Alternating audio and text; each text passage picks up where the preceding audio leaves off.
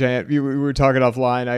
I wanted to start right with this. We had a conversation a little while back, and I said I put these conversations up for my Substack paid subscribers 24 hours early, and then I released it publicly. And you said you're like, make sure you email me because I don't read all the comments, and I didn't get a chance to respond for you to hear it. But I was like, oh yeah, because the last conversation, my God, man, on YouTube, the venom, the wrath. I've had some people that have gotten a lot of hate, but man, you're up there. Like that. I get mad when people attack me for stuff, but yeah, it's you get a lot of heat thrown at you.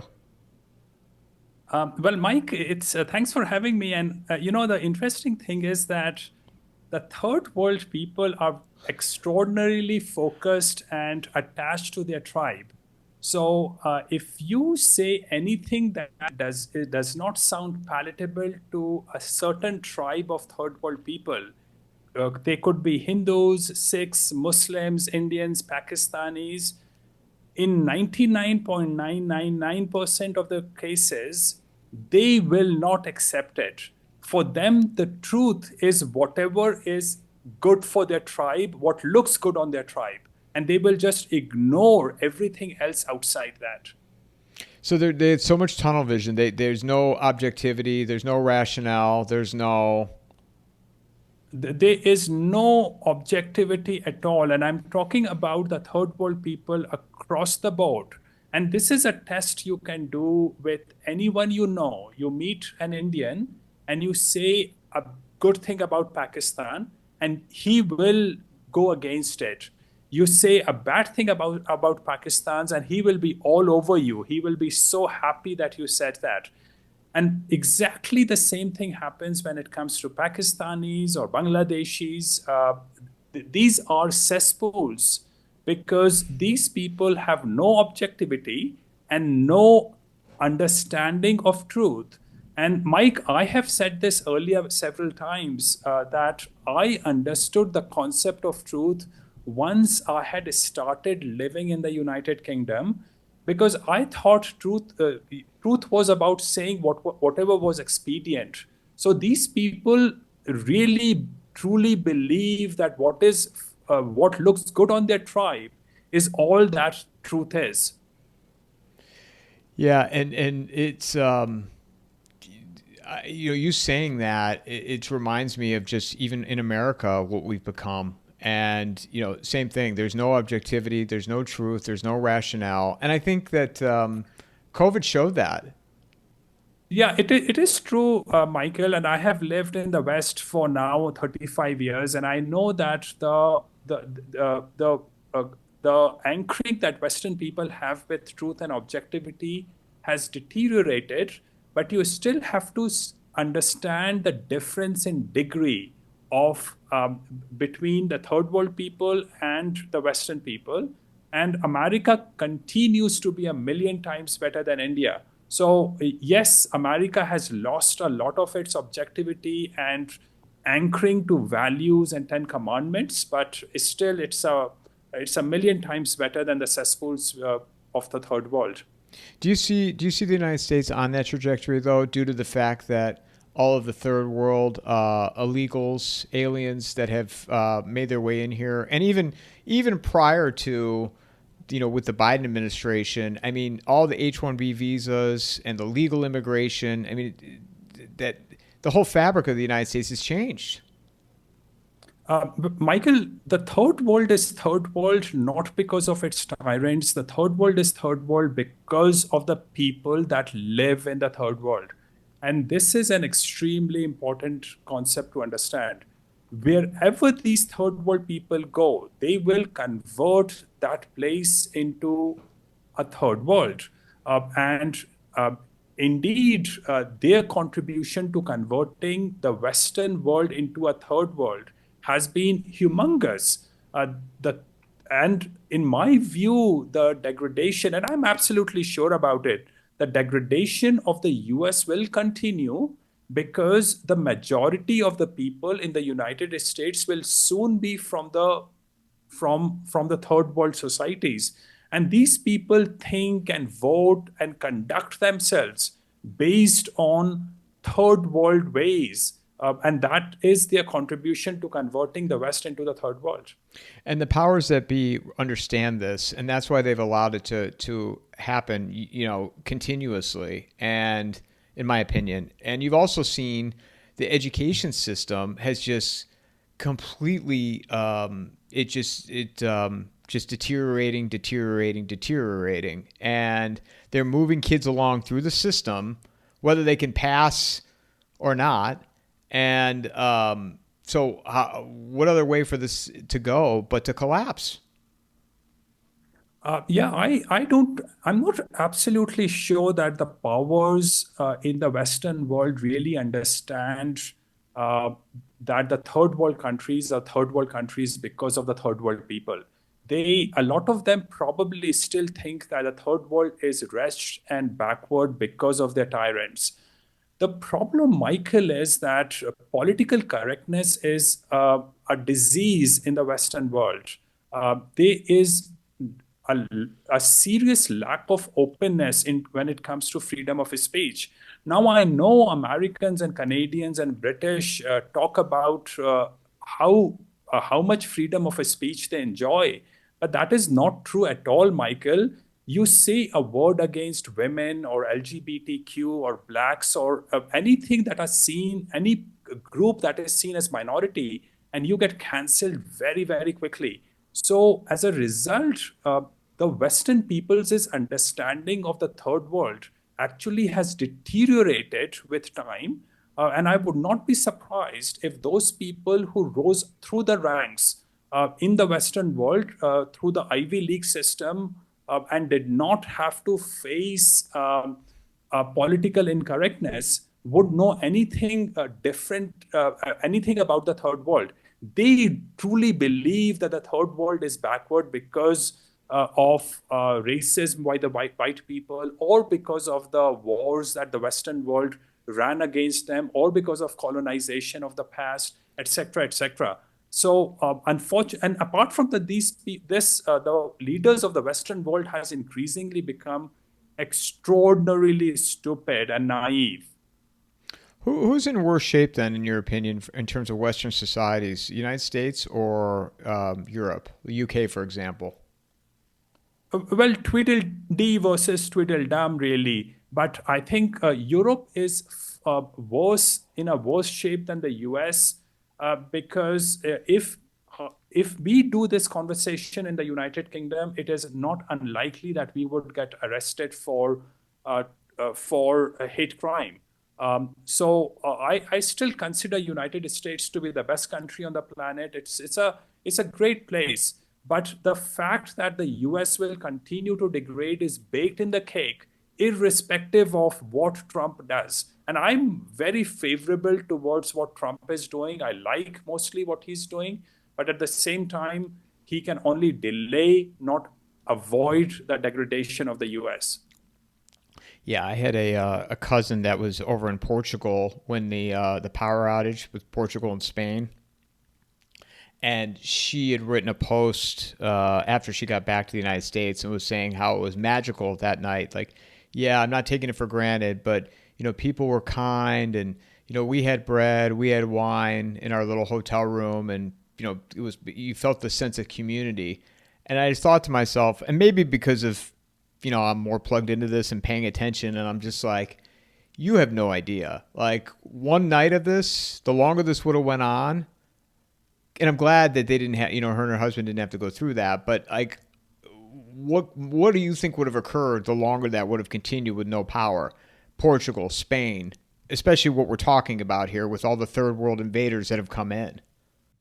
This episode is brought to you by Vaulted. Launched by McIlvaney Financial Group, with Vaulted, I literally just tap a button and I own physical gold stored in a professional vault.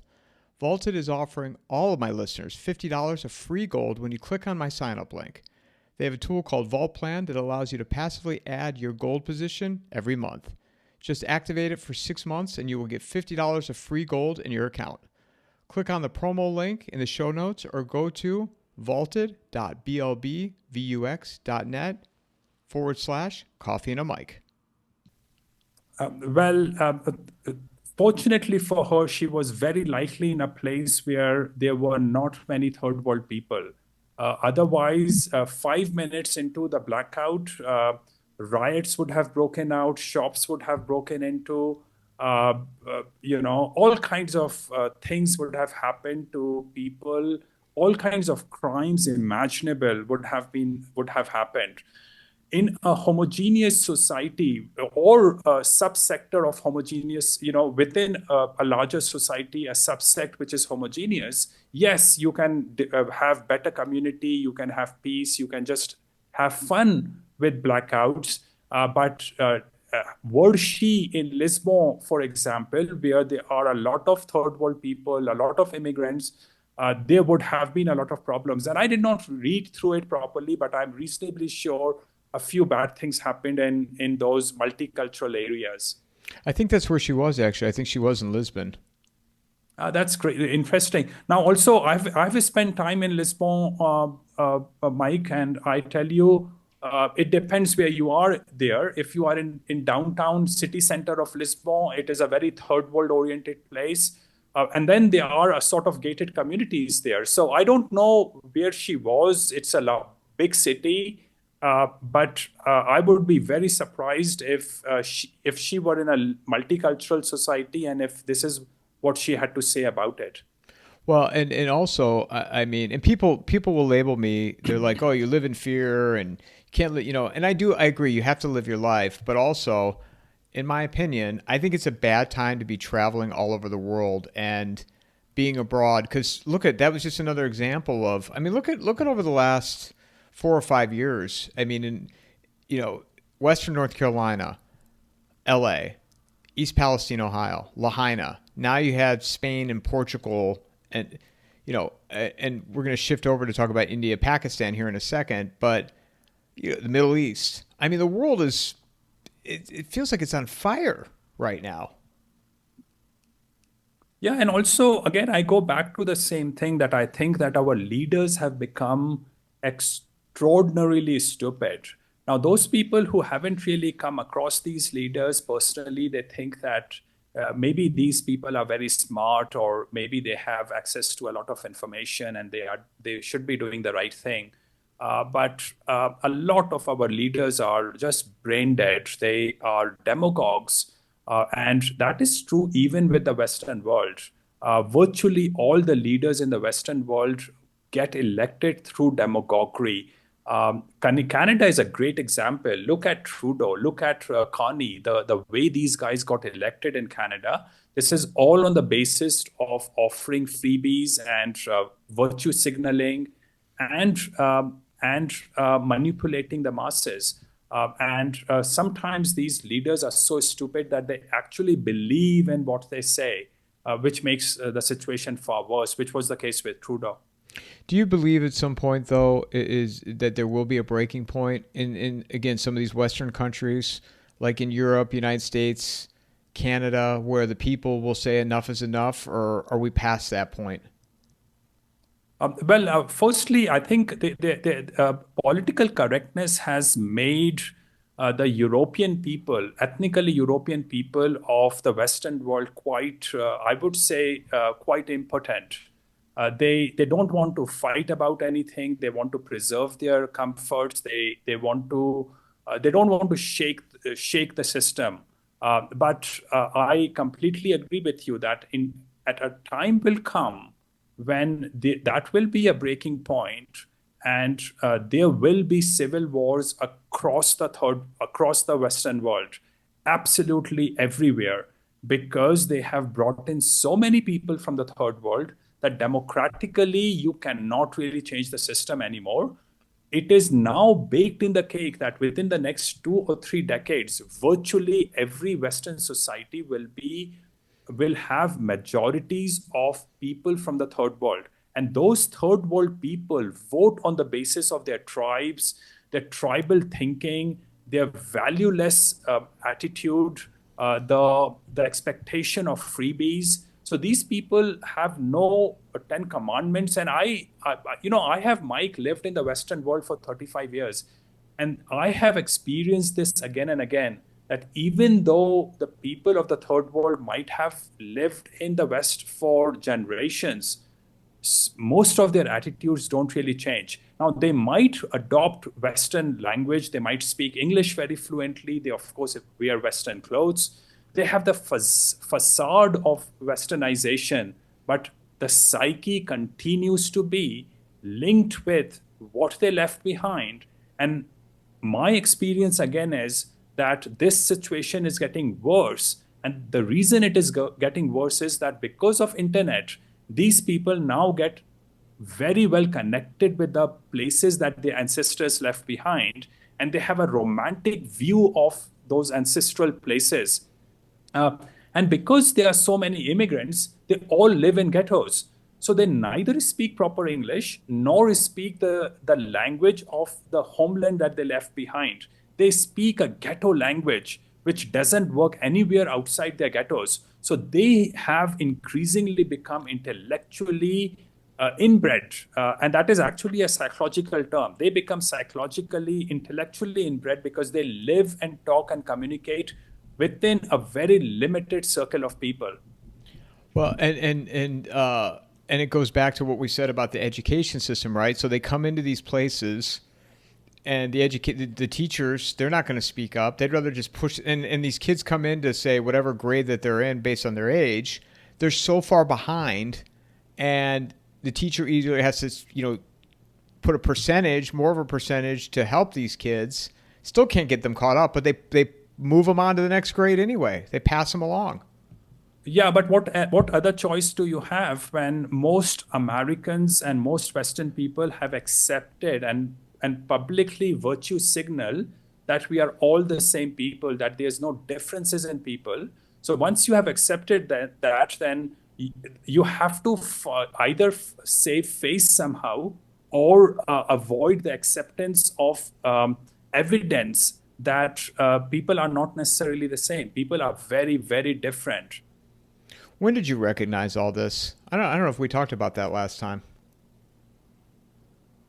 Sorry, say that again. When did you recognize all this? When did you recognize? Well, I tell you, the big change came to me when I read a book, The Bell Curve by Charles Murray, and I have been to close to 100 countries, Mike, and suddenly reading through that book, all my experiences of the third world and the first world and all these travelings started to get connected. Now, the book might not do the same to everyone. It was just a coincidence that I was at the right time, at the right place, and the book was just the right book for me to help me consolidate my experiences into a unity. That's when of course, the book is supposed to be politically incorrect. Charles Murray is almost ostracized in the intellectual space in the US.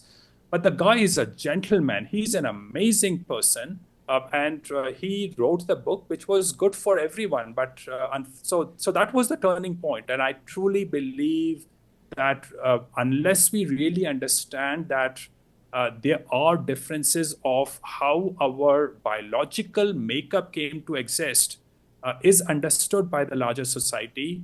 And unless we implement our policies and legal and social systems accordingly, we are destined for a disaster. And that is why I have no hope from the Western world. I think the Western world at best, and I'm saying it at best because there can be worse situation, but at best it is headed for a civil war. So the future of the Western world is horrible because we have brought in literally tens of millions of people from the third world without thinking through properly who they are. And a lot of these people are actually criminally minded people because traveling has become so easy, and making fake documents is extraordinarily easy. So when people differentiate between legal and illegal immigration, I think they are very much in the wrong. The reality is that you can fake anything you want to, cook up any documents you want to, And I absolutely guarantee you that American and Canadian administrators and Australian administrators is stationed in the third world, and I'm talking particularly about India here, know what is happening, but they don't want to look politically incorrect and challenge what they see. But I can get you any kind of degree, any PhD you want, fresh off the printing press tomorrow morning if you want. That's how easy it is. Well, and people don't understand too. I mean, and we did touch on this last time with the H-1B visas. You know, I had a former employer that had people working for him. I believe they were on H-1B visas, but employers would rather have that because they can keep control. Because an H-1B visa employee, they can't just leave and go somewhere else, so they're kind of stuck where they can, they pay them whatever it is, but they know they've got they're at the mercy of those employers, and that's what it's all about. It's about keeping control. Yeah, and also, Mike, even despite your understanding of the situation, if you ran an IT company in the US, you would be forced to hire H-1B visa people. And the reason is that unless you hire those people, you cannot compete in the marketplace. If other people are paying low wages to their IT people, how can you afford to pay high wages to your people and employ only Americans? So you are forced to bring in H-1B people in your companies. So I think this decision has to be taken institutionally at the government level, where government prohibits companies from lobbying with the government and expecting the government to change the legal policies for the benefit of corporation. Now, I'm a capitalist and I prefer the free market, but I think it is the job of the government to ensure that the borders are protected and the society and the culture is protected. And at the very least, Western government should completely stop giving out easy passports. It is so easy to get Western passports. You come to Canada for 3 years, stay only 180 days, 181 days every year for 3 years, and you are fully eligible to get a Canadian passport. And similarly, it is extremely easy to get Aussie and Kiwi passports. So they have to make sure that they impose a moratorium on giving out passports, at the very least, in my view. Well, and this, you describing this, I think to myself, a thought I have in my head is, big tech is so intertwined right now with government that it's in their best interest to make sure that they're able to have these H-1B visa employees at their organizations. And to me, I mean, I have no proof of this, but it sounds like, it looks like a huge conflict with big tech and the United States government. Yeah, and they justify it by saying that there are not enough good people in the United States. But look at China. China developed DeepSeek. They developed this J-10 fighter planes, which have done extraordinarily well against the Western planes in the recent days during the Indo-Pak War.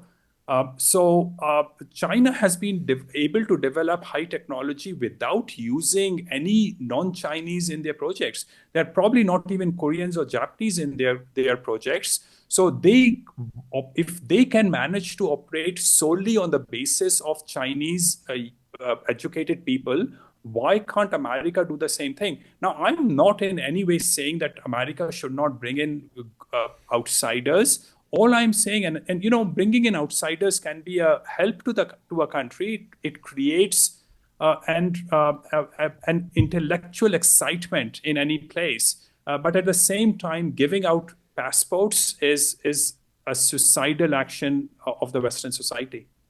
Did you read Matt Smith's article talking about the Great Reset and like Trump ushering in the global reset?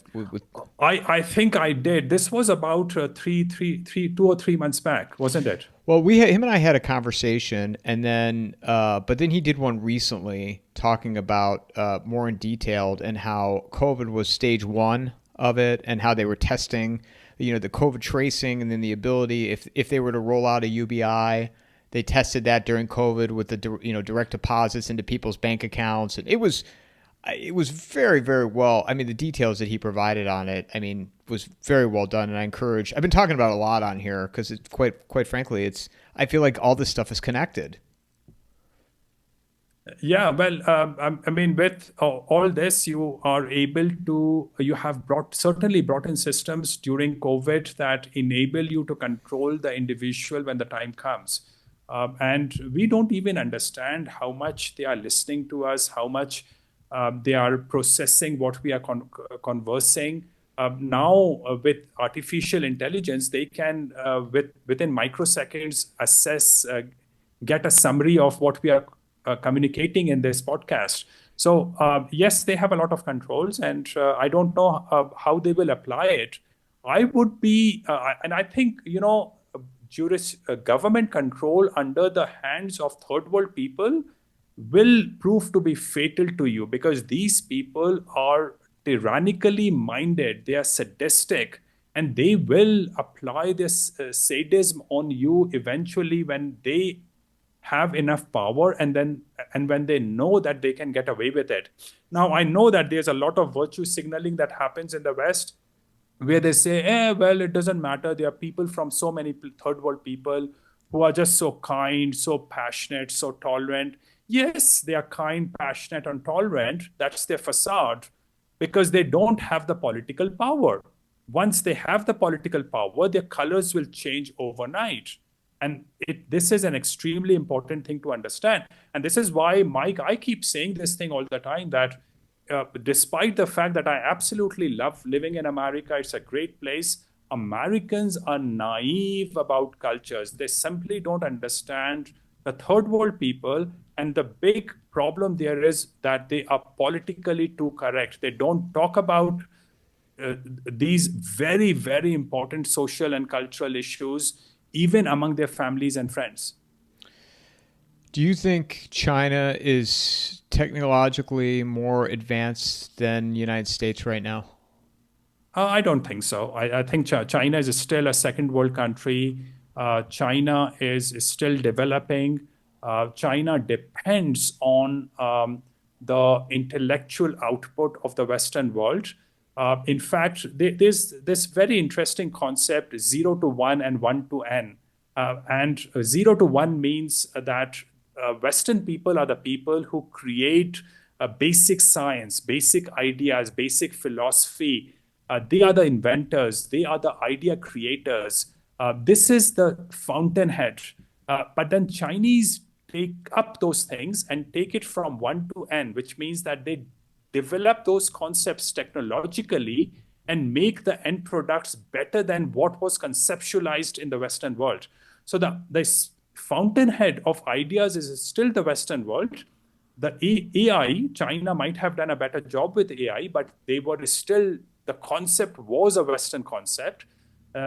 China might have developed better fighter planes now, but the basic concept of fighter planes were still developed in the Western world. So no, China is not as good as the US, but it is changing very rapidly, Mike. I have been going to China for the last almost 18 years, and I have been going to China multiple times of year on several times for extended stays of 3, 4, 5 months at a stretch, which means that, and I have seen the changes happening in China, and I am just blown out of my mind with the positive changes happening in China. So yes, America is still ahead of China for now, but I would not be surprised if China overtakes America technologically over the next 1 or 2 decades. But at the same time, I still continue to think that the fountainhead of ideas, the basic philosophy,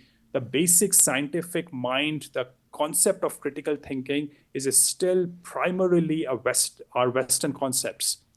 Would DeepSeek be an example of where China took an idea from Western society and advanced it to the point where they released it for free?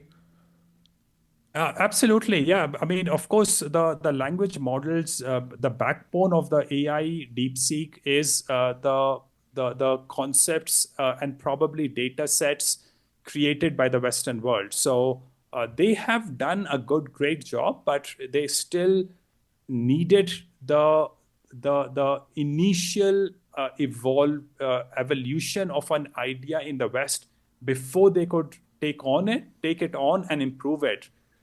Now, I hope they manage to develop more of creative thinking of their own, more of idea creation of their own. But there are some, I think, cultural and social issues to do with China, which keeps it harmonious. But there's a lot of peer pressure in China where people uh, likely worry about thinking for themselves or challenging the crowd, which is not the case in the Western world. If you have your own idea, people don't ostracize you, people don't go against you, and you are accepted, even though you might have a different set of ideas. What is your take in all of your time visiting China? Do you consider it a communist country? And not at all. China is a wonderful country. I spend a lot of time in China. I have been going there for 18 years now, and I absolutely love it. I have no experiences in China which I could say was worse than experiences that I could have had in a Western country. So it is not, it's a complete free market. Banks are open so often on Sundays and Saturdays. They might be open at 9 o'clock at night. So Chinese are very entrepreneurial. It's a reasonably free market system. Regulatory control on Chinese businesses is minimal. And that is the reason why Chinese are able to produce products at a very low cost. And China has economically improved by leaps and bounds. Socially, the country has become civilized at an extremely fast pace. So no, it's not a communist country. It is not a dictatorship or an autocracy the way people imagine what these terms mean. I find China to be an extremely free place. Yeah, and this is, and that's where, I mean, coming back to Matt's article, we talked about, is the United States moving towards a model similar to China's on the economic front, because that seems to be where the success is, and China might have a quote unquote dictator, but they're not run like that any longer. I've never been there, so I can't speak from experience. China is everyone should go to China to understand how that country is run. Chinese bureaucrats and police are not busybodies. They are not going to show their power. They are not going to show off their chest and come close to you, or want to dictate their terms on you. In fact, I was told that Chinese traffic police actually almost never stops your car. And I have only on highways I have seen Chinese police checking your driving license, but they don't fine you. They don't go after you. The police just records it, and then you get a direct message of the penalty you have to pay. I have never experienced busybodies as Chinese government servants. In terms of the free economy, no, America is not. America has many problems, Mike. Firstly, the welfare system is so huge, which discourages a whole chunk of population of America to work. They don't have to work. In China, if you don't work, the government very happily lets you go hungry. As a result, the tax collection requirement is far lower in China than it is in the US, because if I'm not wrong, half of the budget goes away in catering to welfare, which is not a problem in China. And also because they are homogeneous people, they have managed to retain their honor culture. Now, when I started living in the Western world, there was, you did not expect anything for free from other people. But now in the Western world, expecting welfare from the government is taken as your right. And people have no shame associated with asking for welfare. So China does not have many of the costs and the social costs that America has evolved over a period of time. On as a totality, I still prefer the US. I still think US is the best country on the planet. But China is catching up very fast, and I would not be surprised if I start thinking about moving to China 10 years from now.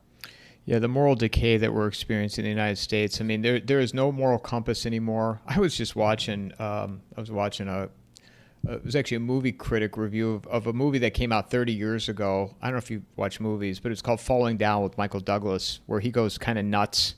Did you ever see that movie? No, I haven't. Oh, okay. But anyway, the movie's more relevant today, and it was made 30 years ago about a guy who just loses it, and he goes through these various stages trying to get to a certain destination, and you see the decay in society. Now, it came out in the early 90s, so you didn't have the iPhones and the technology, but I'm watching this, and I'm like, this is today. Like, everything is a grift. You know, they have they sell you a service or offer you some type of product as the bare minimum so they can collect as much money as they can. And, you know, our supply chains are breaking down. You never heard about supply chains breaking down like you do today. And it just, I'm like, man, and there's no moral compass. Nobody, it's what's in it for me. So this is interesting, Mike, that in the Western world and among the libertarians, and I'm a libertarian, they make fun of China for China trying to control some of the big companies in China. You know, you remember the Jack Ma issue when Jack Ma disappeared for a few months. Now, I don't know exactly what happened, but firstly, you have to have social opprobrium against certain behavior. Now, freedom does not mean that there are no fences. By giving up on Christianity, the Western world removed social opprobrium from its society. Now, if you are a single mother, if you're promiscuous, if you sleep around, if you consume drugs, if you're on welfare, there's virtually no social opprobrium associated with that. I want people to come out and say, hey, you haven't worked all your life. Go and do some work. Okay, if you keep having children outside wedlock, I want people and society to come to you and say, hey, get married, have a stable relationship before you have children. If people have drugs, now I understand the libertarian thinking that people should be free to do what they want to, but if you have drugs and maybe legally you might be open about it, but society should still not condone that action. Society should still say, hey, consumption of drugs is not a good policy.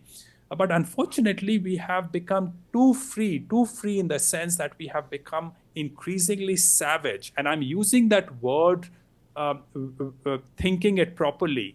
If you don't have fences, you lose freedom and you become savage and barbarian with time.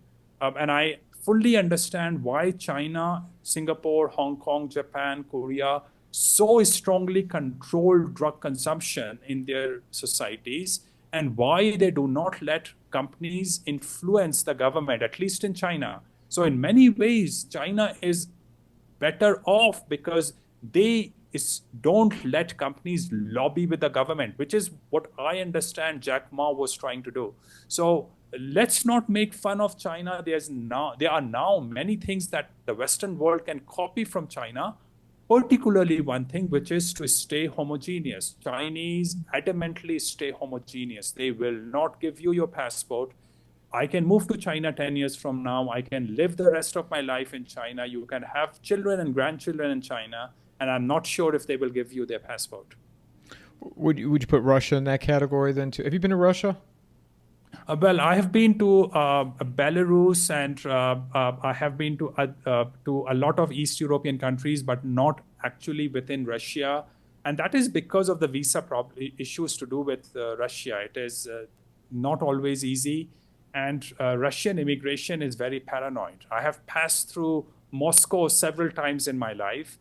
And the Russian immigration is still as ruthlessly paranoid when they talk with you.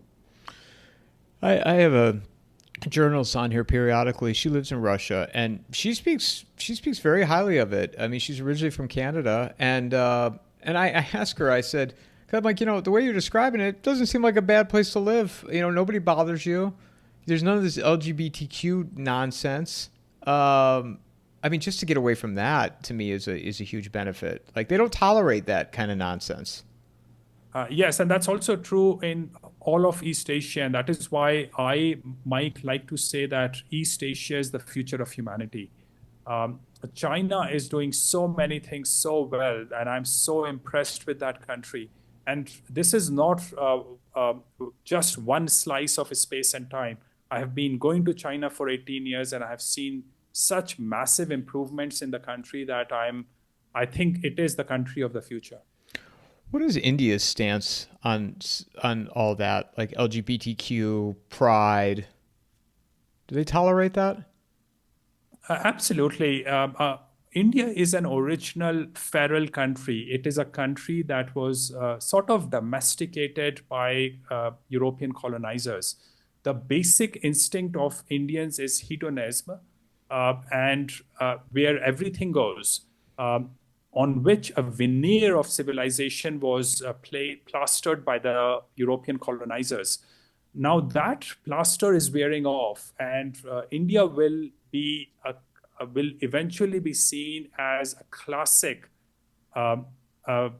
woke country because there are no values or 10 commandments underpinning that society. It's an originally wild place. It's a third world wild place. The third world countries are third world because they don't have a set of values. They don't have 10 commandments. They don't have the concept of integrity, honor, contracts, honesty. So they don't have any of these things. And as a result, all these wild ways will eventually erupt very rapidly, and they already are. India is an or at least an increasingly promiscuous country, and it accepts anything that it copies from the low class of America, from Hollywood.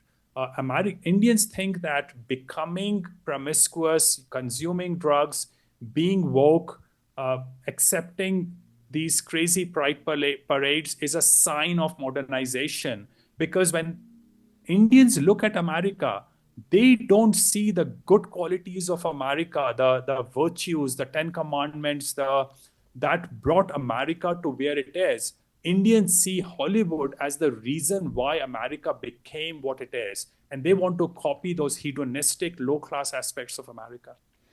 Which are natural to Indians anyway, on which a control was put by the British.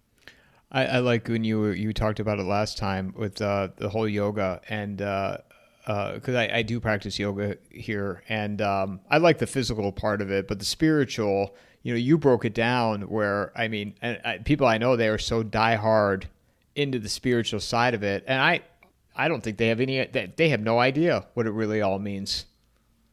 Well, I do what you might call yoga. Every day I stretch my body. I do a lot of stretching. But there's a very interesting article on New York Times. I think it came out about 15 years back, and you can still search for it. And it talks about how yoga came into existence. It did not even exist about 20, 30 years back.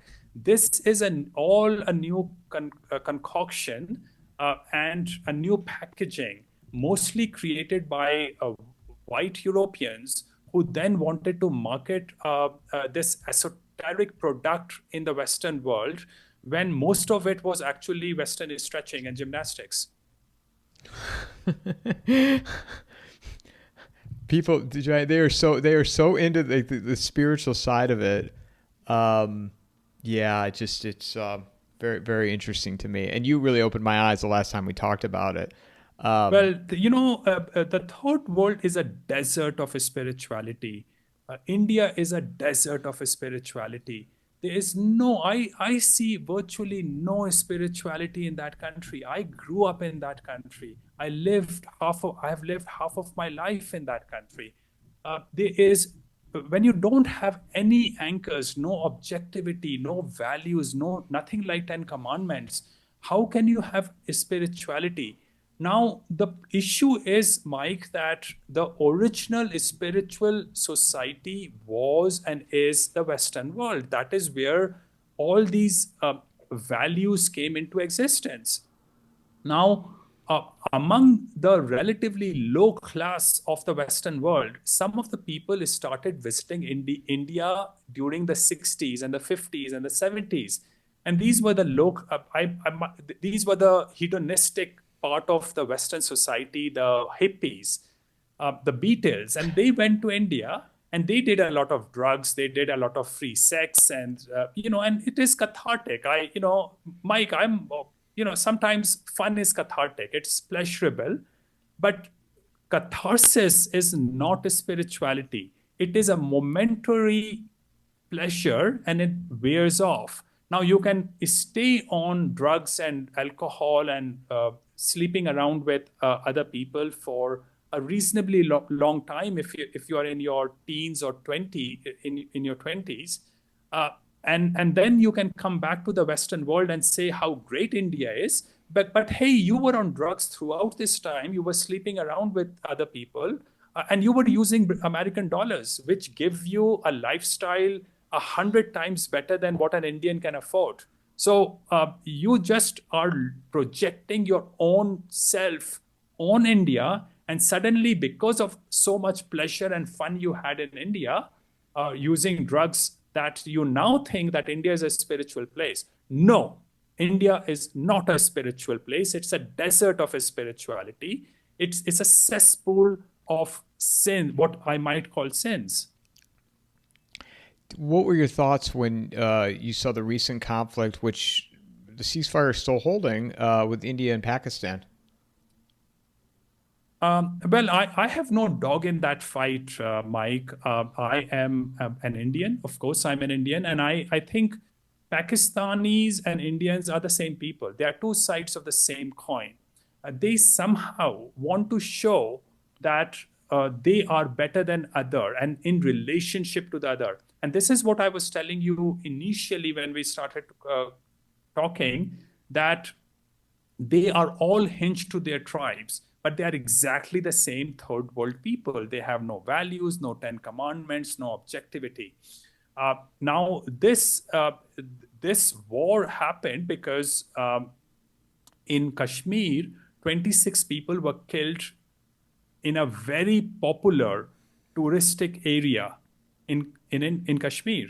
Now, Kashmir has close to 700,000 or 1 million troops stationed there. They pretty much have a military rule of that state. Now, on a per capita basis, this is probably the most militarized place in the world. Now, you tell me, how is it that among the top 2 or 3 touristic places in Kashmir, there was not a single army man or a policeman or an armed guard present when there were thousands of people, tourists around? Why did India not challenge that? Why did India not rise up against their government and sack them because of their utter incompetency? Why was the security agencies not challenged? Now, clearly, some of the terrorists likely came from Pakistan, and Pakistan has likely been a host of terrorist activities over the last many decades. Bin Laden was found in America, in Pakistan. So Pakistani army was clearly allowing him to exist within Pakistan. So Pakistan has enabled terrorism to happen. But again, these are two sides of the same coin. My biggest problem is that instead of going against Pakistan for the killing of those 26 people, I should first go against my own security agencies on why they failed.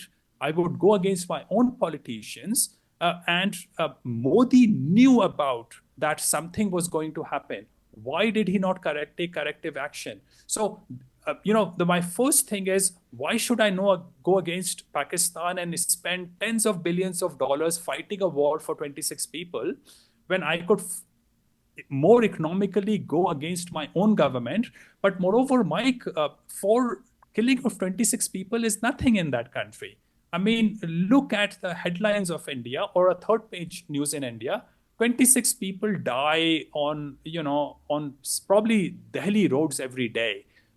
10 people die just on the railway tracks of Mumbai every day. 10 people die every day on train tracks in Mumbai. Uh, Police in India kills people in what are called encounter killings without any issues. They just go and kill people. They kill innocent people. They kill alleged criminals. Police operates for the mafia. So, what is the big deal about 26 people getting killed by some terrorists? This is just a blip, and it's not even a blip. This is just a part of the whole series of events that happen in those cesspools, those shitholes, those hellholes. Do you see this thing escalating, or is it over?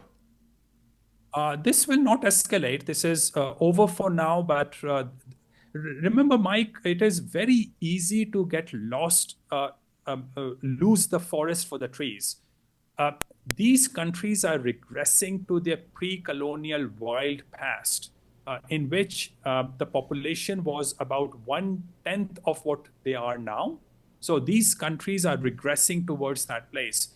These people, because they are not virtuous people, they are hate-filled people. So they are always looking for hating the other person. What happened within India and Pakistan is a macrocosm of what happens all over the country all the time.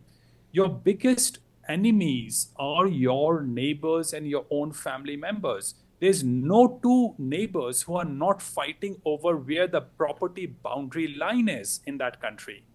So they fight all the time. So India and Pakistan is just a macrocosm of what happens among the atomized people of those two nations. And I'm not saying anything good about Pakistanis. They are the same people, probably with an added level of frenzy because of Islam. And because of this, their idolatry for their army. Now, I know Muslims are not supposed to believe in idolatry, but if the basic construct of your psyche is valueless, you take on to idolatry through different means. And for them, their army is God. So unfortunately, this will carry on. But these are people who don't prepare. They are doing demagoguery. The people in power want to protect their places, so they don't want a war that can destroy their societies. They want to continue to collect taxes. They still want to do demagoguery. The war happened because of reasons that went out of control of Modi. What happened was that the media in India is 100% controlled by Modi, 100%. And these people, the Indian media is absolutely crazy. 2 days back, they were talking about how India had blown up cities in Pakistan. They have taken over, they were walking all over Pakistan. They had blown up, pretty much brought Pakistan to its knees, and that Pakistan was going to surrender within the next 2-3 days. So that's how media in India was projecting the war. Not just exaggeration, those were just made up straight lies. Now, what happened is that this media is controlled by Modi for demagoguery purposes. Unfortunately, because of what media did for demagoguery, Indians went into a frenzy and they wanted a war. Now, Mike, it's very easy for you to go into a war when your children are not going to go into the war. You are just going to enjoy the war as entertainment, watching it on the TV. It is the poor fool from the village who will be sent to the front to die and meet another fool from the village of Pakistan. So it was just a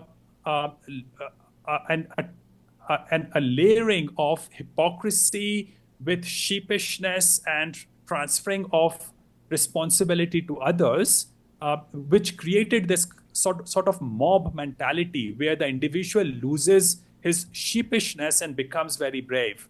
And that is what led to the start of the war. But both countries very soon realized that this war was unsustainable. They probably had run out of ammunition anyway. These are not Ukrainians or Palestinians or Israelis who have the capacity to carry on fighting for what they believe in, because people of South Asia fundamentally have nothing that they believe in. They have no anchors. When you don't believe in anything, you believe in nothing. And the only thing as a result you believe in is materialism. So the last thing you want to compromise is your life and your property. So once they started realizing that the economies were now suffering and you were going to die at one point of time, very quickly they wanted to come to a compromise. Yeah, did India cut off Twitter, or there were certain media members that were getting their pages taken down, or I mean they were really clamping down on all that, I think, right? Yeah, India very quickly bans anyone, any video or any tweet that it does not like. If it sees anyone, uh, like India, not just, there's a guy called Praveen Sahni. He's a defense analyst based in New Delhi. A great guy in my view. He came out with a video talking about the likelihood that India lost likelihood. 4 to 5 planes within the first few hours of the war starting. Now, that's a crazy thing to happen. That actually also shows you the dysfunctionality of these institutions, that they lost so many planes almost right away. Now, maybe that didn't happen, but Praveen Sahni said that, hey, there might be remnants of these blown up planes, and these have been evidenced. So can Indian government come out clarifying the situation? Indian government even today hasn't come out to clarify the situation. And his video was banned in India right away. Now, my ex-boss used to tell me, Frank Holmes, that follow the money.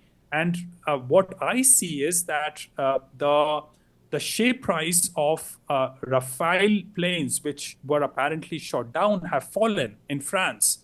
The price of Avic Chengdu aircraft, which makes J-10 fighter planes for Pakistan, went up 40% in that 4 or 5 days. 40%. This means that the money is telling me that Pakistan very likely asserted superiority in the war in those 2 or 3 days. And the other thing is too, and Western media does this as well in regards to when you have two, nuclear countries, or dealing with a country that has nuclear weapons, whether it be Russia, China, United States, and in this case both India and Pakistan. I just think push comes to shove, and I always hope I hope I'm never right about that. I don't see any of these countries pushing that red button, escalating to that point. Yes and no, Mike. But at the same time, the demagogues of these countries are truly brain dead, truly sadistic, very sheepish at the same time. So I understand that they are so sheepish that they don't want to press any button. But at the same time, they are so extraordinarily stupid and brain dead that you don't know what they might do. You have given the hammer to a monkey, and that is what the situation is. These are truly. I have interacted with these people. I have run two subsidiaries of European companies in India. I have interacted with top-level politicians. My relatives have been in politics. My dad ran a printing press which catered to what is currently the party in power, the BJP. And I know these people intimately. And I tell you, the word brain dead does not define the minds of these people. They are so corrupted. So anything is possible. Here is the saving grace, though, Mike. Most of the people who die in wars between these dysfunctional third world countries die of friendly fire.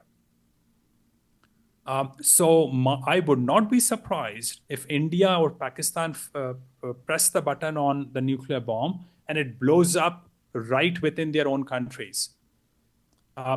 So they are so completely dysfunctional. Maybe their rockets will not take off. Maybe their nuclear bombs won't work, because at the end of the day, these people are interested in bribe, collection, and power. Let me put this into perspective. India did a mock drilling the day they started the war with Pakistan. So this was announced a day before the war was started. virtually nowhere did the sirens work. Now, Mike, I tell you, you give me control over sirens of a big city, and I'll make sure it will work. Okay, just one person. The sirens did not work.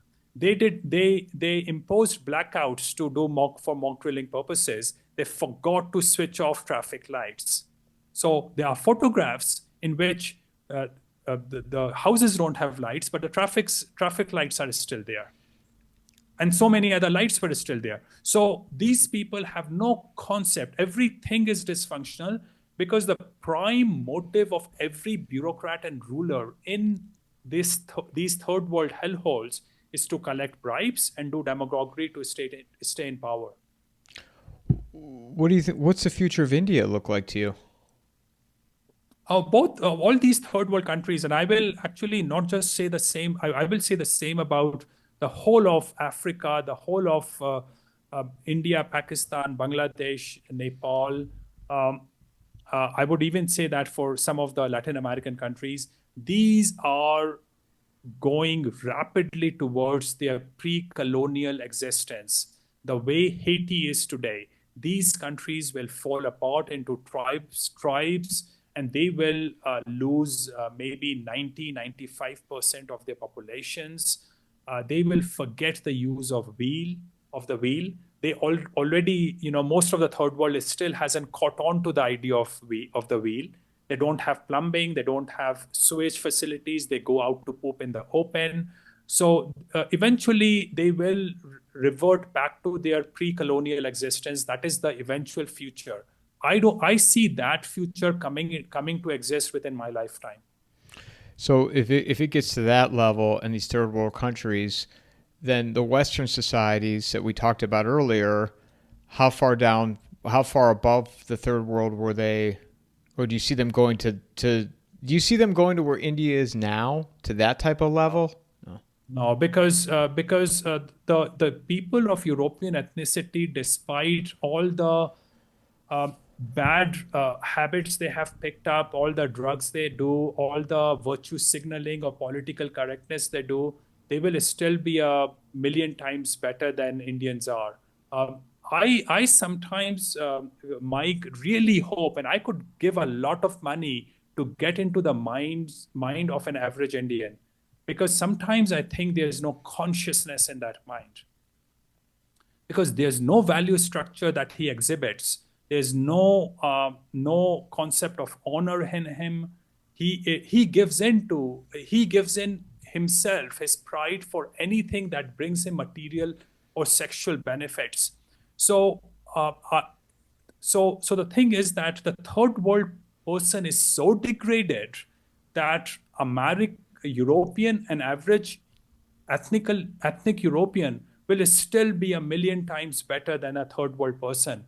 Your problem, however, will be that a majority of your population will be made up of third world people from Africa, people from Indian subcontinent, and they will democratically destroy it, and they will drift the Western world rapidly towards a third world kind of hollowed out, corrupt institutional system. And that's when I think a civil wars will break out across the Western world. And these third world people will very likely get butchered. And the reason is that they are just so dysfunctional. They can't work together. Even if they do bad things, they can't organize themselves. So my guess is that people of European ethnicity will organize themselves in ways that they will, even though they will be in a minority, they will win against the third world people. I know we're running out of time here with you, but so what are you focusing on right now as we come into the second half of 25, both, from a financial standpoint or project based? Share with me what, what's at the top of your list. Well, Mike, I hope to complete a book I'm working on the third world, and I want to describe the psychology, the institutions, the social behavior of third world people, because I think the Western world really needs to understand these things very, very quickly. because they will drown if they don't understand it. So that's my primary project for this year. I, of course, during my working hours, focus on investing, my clients and I invest in East Asian countries. We invest in Australia. We invest a lot in Western countries, and particularly in the mining space. So that continues to do what I do. When is any timeline when the book will be out? I can't wait to read it. Well, I hope I think I have written about half of the book, and I hope I can complete it by the end of the year. And from an investment standpoint, I want to get your take. You got time for one more question? Absolutely. I want to get your take then on, coming back to the United States and Scott Bessent and Howard Lutnick and, the repatriating of gold has come back into America. And this, coming back full circle to what Matt was talking about, Matt Smith, the sovereign wealth fund and moving into this new system. What is your take on that? And I'd love to get your thoughts on what this administration is doing. Well, Mike, I am actually every day I read or listen to Trump and I say, wow, he's doing more than I thought he would do. So I'm very impressed with Trump. I think yesterday Trump came out with a video saying that all those illegals who are in the US can walk into any airport in the US, get a free ticket and fly back to wherever they came from. And they would also be given some cash at the same time. So I think Trump is coming out with good policies. But at the end of the day, the continual degradation of the West is baked in the cake. And again, the problem is that a majority of people who are under 23 years old in the US are from the third world countries. And for me, that is the higher order factor working against the US. Now, you can play around a bit. You can bring in gold. You can sell gold. You can clean up your monetary policies. You can clean up your welfare policies. You can make your trade relations with China or elsewhere fair. And I think America needs to impose that fairness on China and other countries, because America has suffered because of how other people have benefited off the back of America. But at the same time, all these things are bells and whistles at the end of the day. The higher order factors are all against America and will work towards degradation of America. All right, last question. Any Coffee and Mike exclusives that you would share, something you'd share with your investors on where they should look to maybe put money that my audience could benefit from?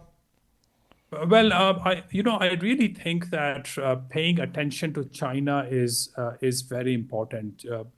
I have been investing in China for the last 15 years through the Hong Kong stock market.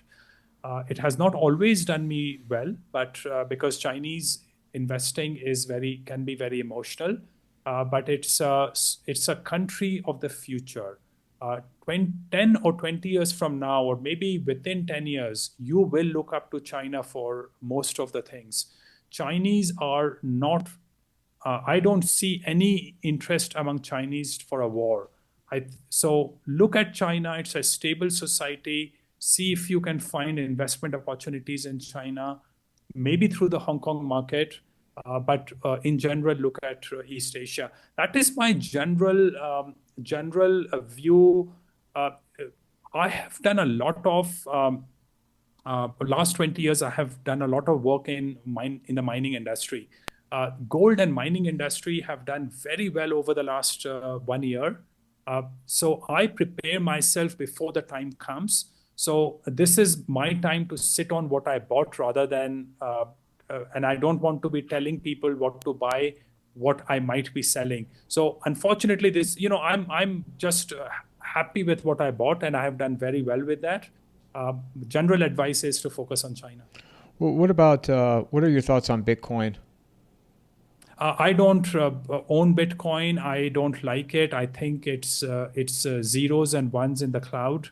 They have no value. Eventually, they will go down to zero. That's my view. now I know that when I was at a conference in Mexico, an American girl came to me offering me a Bitcoin for free to help me get started. Had I taken that free Bitcoin, I would have had $100,000 in my pocket today. Those days, it was worthless. So, you can always you can always think back and blame yourself for not doing what you should have done. But what is, in my view, worth zero is worth zero. It does not matter what it is priced at today. The way you felt then is this, you feel the same way today. Absolutely, yeah. Even if it went up to $1 million tomorrow, I would still feel the same thing. This is the thing I learned in investing. Everything can go up and everything can go down. When I think it's time to get out of something, I would sell it. So if I think something is worth zero and it's trading at $90,000, I would very happily sell it right away. This is the question that I have, and I'll share this with you. And I promise this is the last. See, this is what happens. You and I start talking, and then here we go. But it doesn't matter. Yeah. I was talking to a friend of mine, and he's a big Bitcoin guy. He said he'd been there. Well, he's more of an acquaintance, but he'd said he'd been involved in Bitcoin since 2013. And my question is, I am by no means an expert, but this is just what pops into my head. And I've had Bitcoin people on here. They say you've heard all this. It's the future. It's the that's where it's going to be at, and it's decentralized. And I said, well, yeah, but at some point the government is one. I said the gold mining stocks. It seems like that is where there's opportunity right now. And I said, are you a gold person? He said, no, because I'll always just dig up more of it. So I don't need to be in a rush to buy it. He goes, Bitcoin, there's a limited amount. I said, well, yeah, but the Bitcoin, I hear it's decentralized. It's decentralized. And I said, well, at some point the government is going to centralize this. And this person was like, well, this can't happen. I'm like, So I was talking to another friend of mine, and she gave a really good example of the music industry. When Napster came out, and everybody thought it was Napster, and then I think it was LimeWire. You could just download these songs for free. BitTorrent, I think, was a movie one. And what did Apple do? They structured it to where you pay for the service, or Spotify, and everybody jumped to it, and Napster's gone. So the government, I feel like if they can centralize Bitcoin and remove the independent sovereignty of it. Yeah, I completely agree with it, but at a more fundamental level, I see no value in Bitcoin. Now, it's a great concept. It's a great concept which can be used for a lot of transactions. It can be used for a lot of other things, even to back proper money in the future. But Bitcoin by itself has no backing. There's nothing in it. It is just zeros and ones in the cloud. If suppose you had said that every Bitcoin was backed by 30 ounces of gold or whatever, then I would say, hey, now Bitcoin actually has real value. But I cannot unwind Bitcoin into something worth $90,000. If someone comes up with a structure which backs these Bitcoins, maybe through a portfolio of commodities or asset classes, which give an underpinning to Bitcoin, I would happily accept it.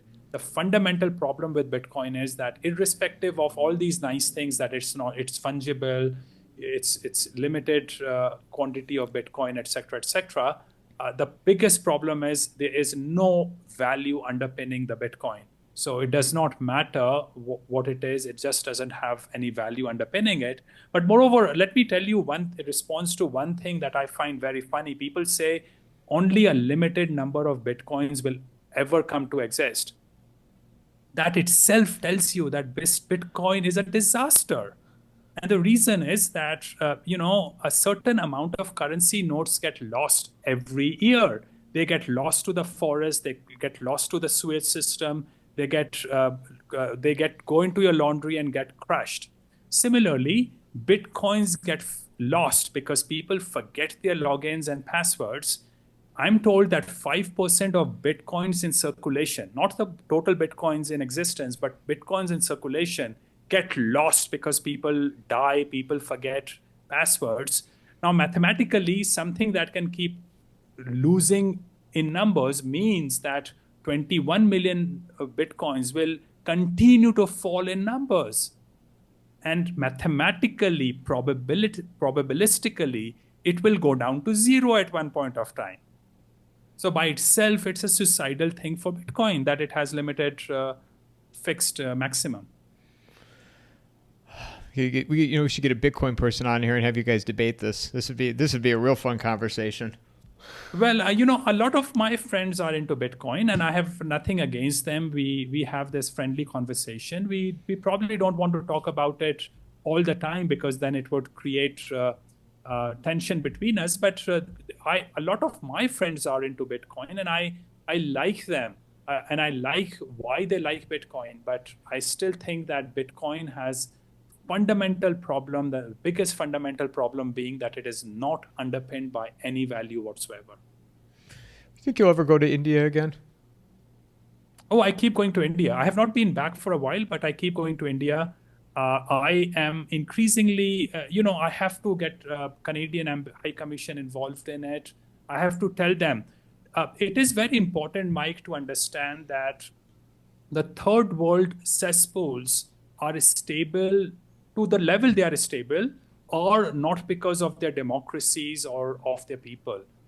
They are, to the limit they are sane, they are because of the whip of the United States. India and Pakistan were going into this all-out frenzy of war, and Trump called both the heads of states of the two countries and say, go for a ceasefire. Within an hour, they agreed for a ceasefire. Now, of course, they were probably discussing in the back room some details. But when America uses their whip, these countries start behaving right away. So I feel safe. To the extent I feel safe in India, it is not because of the predatory, corrupt, brain-dead, sadistic bureaucrats or politicians of India. I do so because of America and Canada. Where can people find you? I have a website, jayantbhandari.com. X? Jayant Bhandari 5. Surprised you don't have Substack yet. Never thought of it, Mike. Maybe I should. Yeah, I got on the Substack 6 months ago, and I started using it more and more. And it's slick, man. Well, I will look at it. I have never explored it, actually. I just read stuff by people like you, but I don't use it myself. Well, I appreciate you taking time to speak with me, and I can't wait for the book to come out, and hopefully I talk to you before the end of the year. But I look forward to continuing to follow your work and more conversations ahead. Well, thanks very much, Mike, for the opportunity. Mic drop.